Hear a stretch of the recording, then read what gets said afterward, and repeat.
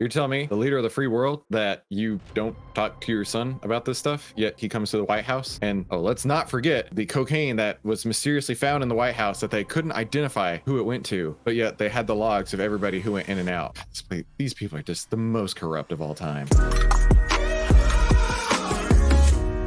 So this video is called Joe Biden blows up at the media today and his handlers shut it down. So this is a really short one, and then we'll do a longer one after that.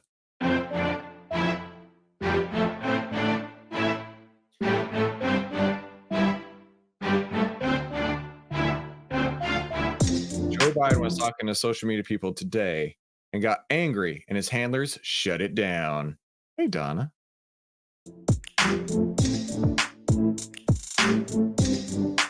I'd like to stay on topic. I don't want to get into talking about what's going on in foreign policy and the like right now, but if anyone asks what I've said, I'd be happy to try to respond.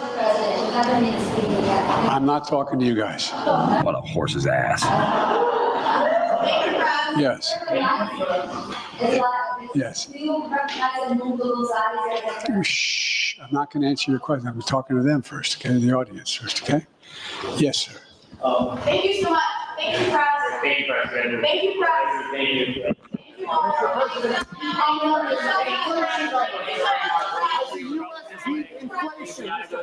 Yes. I told you we're going to have a soft landing. We're going to have a soft landing. My policies are working. Start writing that way, okay? And You dick. Anyway, thank you. Thank you so much. We gotta move this way, Gabe. Mr. President. Oh man, so the handlers like start yelling from across the room, "Thank you, everybody, we're shutting it down." And he doesn't know what to do. And he's like, "Yeah, you should start writing that it's going to be a soft landing. Get ready for it." Good thing he's not running anymore. Did you know your son reached out to a U.S. ambassador? He's just standing there smiling. Oh, that's so creepy right there. Hey, Leo, glad to see you. Michael's here. About Burisma. Thank you, President. Going this way. Thank you so much. Awkward. That's super awkward. Okay.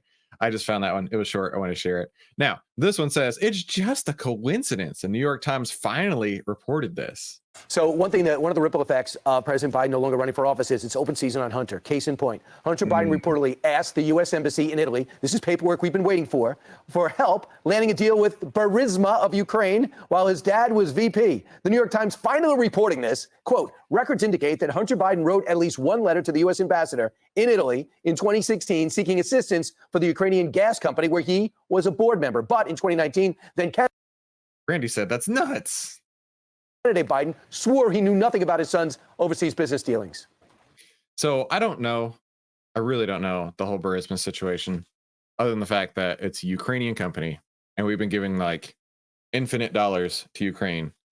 I saw something today. I was like, we can send 165 million or billion to Ukraine or whatever the number is, but we couldn't use 5 billion to build a wall on our own border.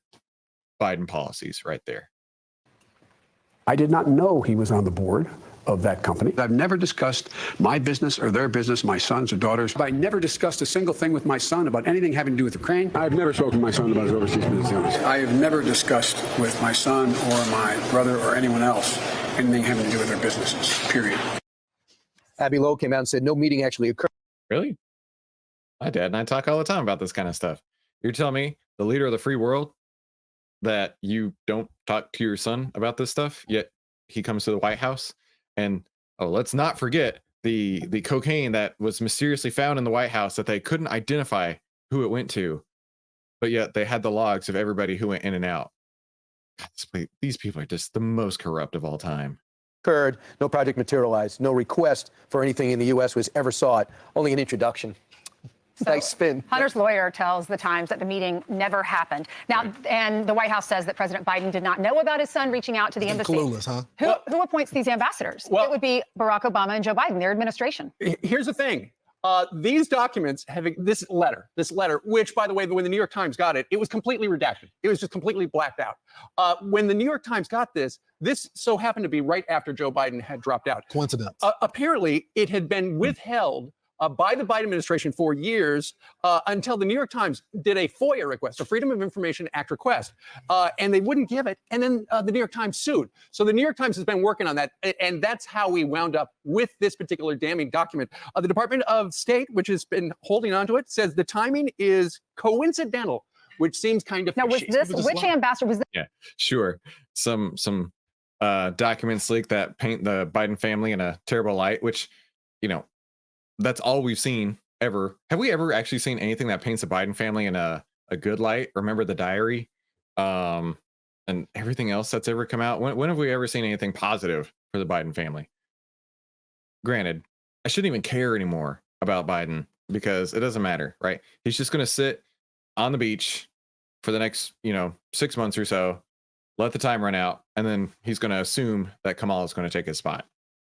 This rubs me the wrong way.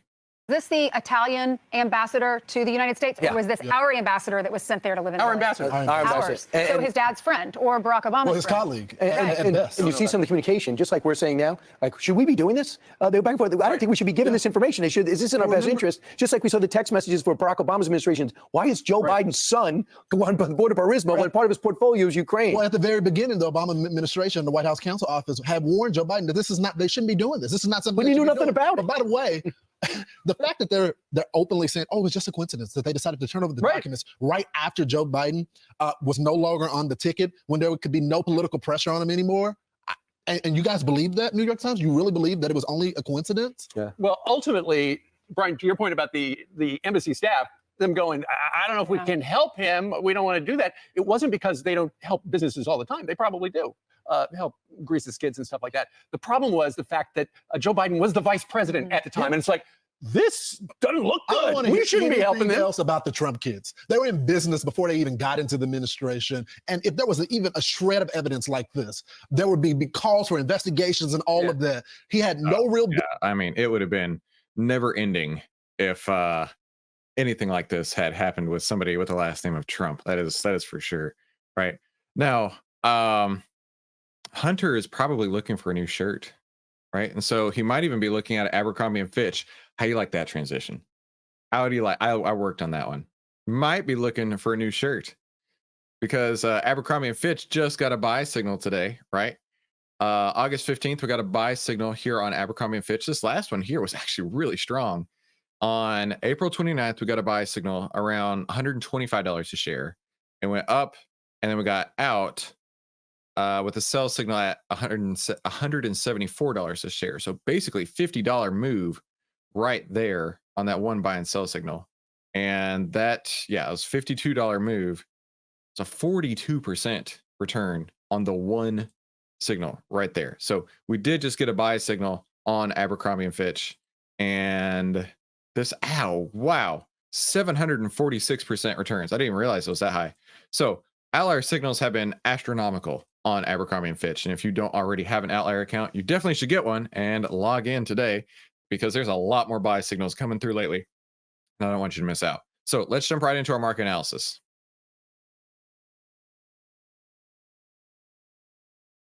Oh, hang on. PowerPoint's not ready. There it is.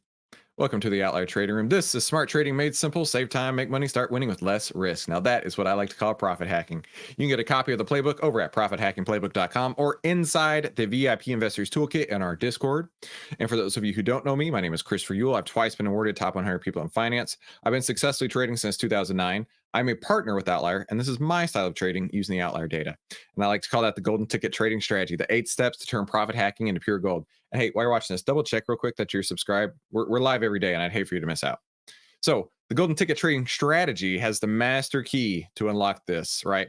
And so it has the S&P 500 signal, the market breadth, and the sector breadth. And things are changing rapidly. All right, so SPY signal. Let's jump into that real quick. We got a SPY signal on July 11th for a buy. Now, the market really kind of fell apart after that on July 11th. And we're pretty much back to that point, right? If you had gotten the buy signal and held through this, you're almost back to even is what I'm trying to say, which is crazy, right? The fact that we have gotten this 8% move in 8 days is astronomical. Go back, watch the live streams where I call for a face-ripping rally.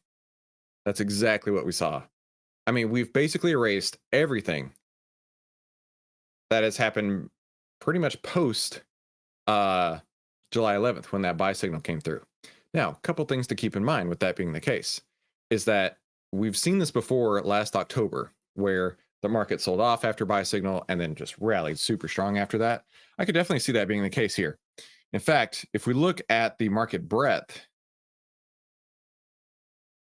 I started to notice a couple days ago this had flattened out and is now starting to improve market breadth.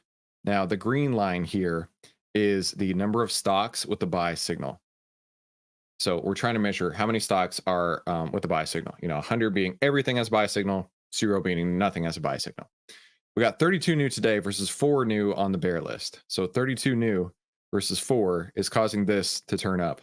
It's very possible I'm going to start going long tomorrow. And when I start going long tomorrow, we're not going to be talking as much politics. We're going to be talking a lot more stocks.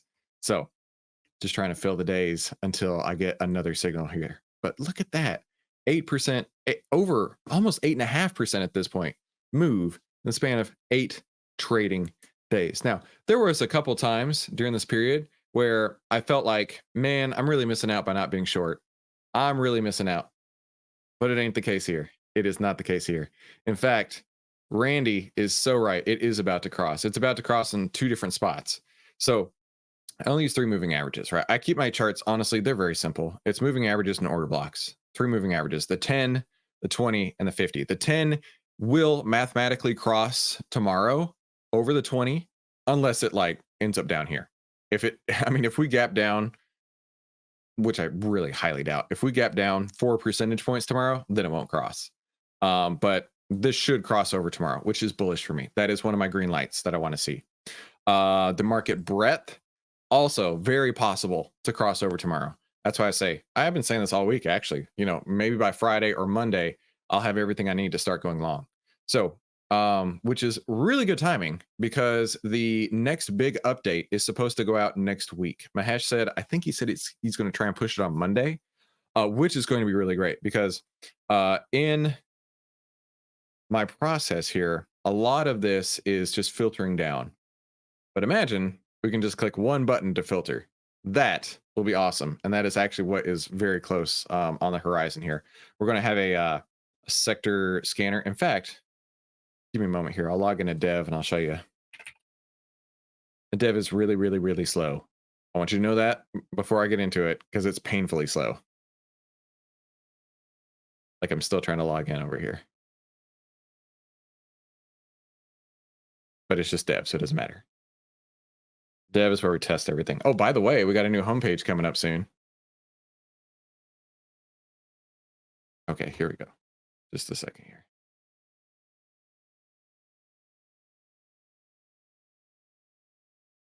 Oh, it's so slow. Okay, here we go. We have a screener function coming up here, which I'm super stoked about. Randy, EMAs. Exponential moving averages. Good question. Okay, so the screener over here, this is really cool. I want to see what it looks like lately.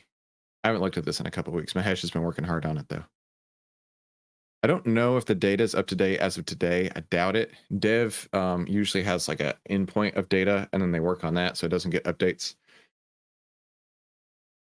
See what I mean? It's painful slow. Come on. You can do it. I believe in you.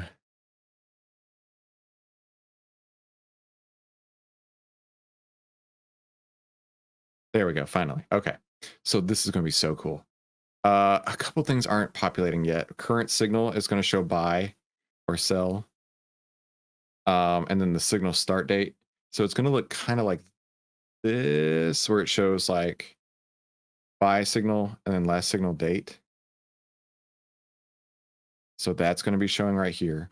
And then we'll be able to basically filter off of everything that's just for today, which is what I like to do. And then oh, you know what?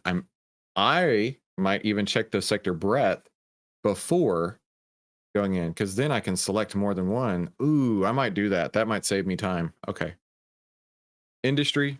If you select a sector and then an industry, outlier signal return. So positives, right? When we look at these numbers here, performance summary, that's the number we're talking about. Where is that at? Where did that go? Here. positive returns, capital efficiency. I haven't decided if this will or will not be part of my my plan yet, but we'll see. Randy says, finger red number 1. Sometimes the emojis don't come through. 30-day average volume. I like to do over 1 million. Current signal status buy. Price change. Okay, so Mahesh was really excited about this one. So he wants to have something like a correction. You know what? The SPY is a great example, right? Or it pulled back and then going up. You could filter for something like that. Over the last 5 days, it's gone down 5% or more, 10% or more, whatever. I won't be using that, but I could totally see somebody using that. Oscillator, moving up. Oscillator is this blue line on the chart. That's honestly one of the most important aspects of outlier is that blue line, the price trajectory oscillator. So we want to have that moving up. Market cap. I don't care about this, so I'll just leave that wide open. Price range, minimum $20. Very cool. Heat map value. This is going to be really neat, right? So we can say, if we're going long, we don't want to get too deep in the green, but we want to have all the green and all the red. So that would work right there. And then overlay indicator. I only want green uptrend indicators. Then I apply filter. Oh, I can save this as well. So it'll be one click. And I believe I can share it to you. So once I get mine, I can share it to you. Bada bing, bada boom. You got everything I got. Cool. All right.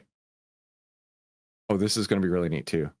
You can click this one button and it will add all of these to your favorites list.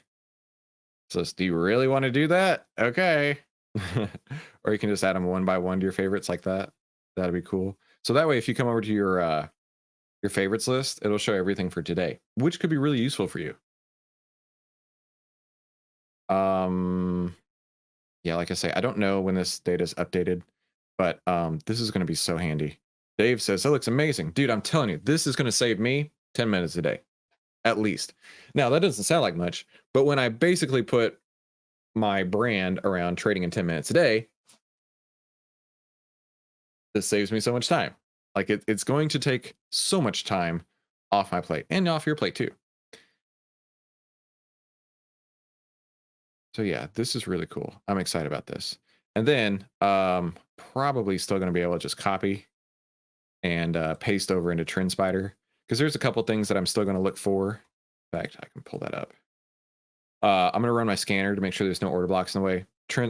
What's it called? Outlier. It's not going to have any order block detection there, so that won't be part of it. It also doesn't show earnings. Price is moving in the direction of the trend and above the prior day's high, or above the prior low, I should say. Right? If let me show you what I mean. I don't want to go long on this day when the high of the day or the current price is below the prior day's low.